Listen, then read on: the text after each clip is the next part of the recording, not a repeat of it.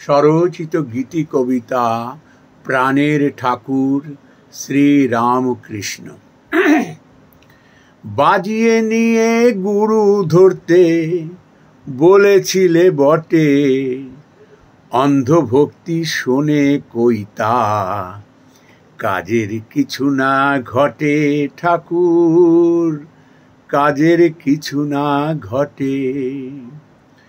বলেছিলে মিথ্যে ভেক ভালো নয় মোটে, অন্ধভক্ত মজে তাতে, দুর্ভোগ যত জোটে ঠাকুর, দুর্ভোগ যত জোটে।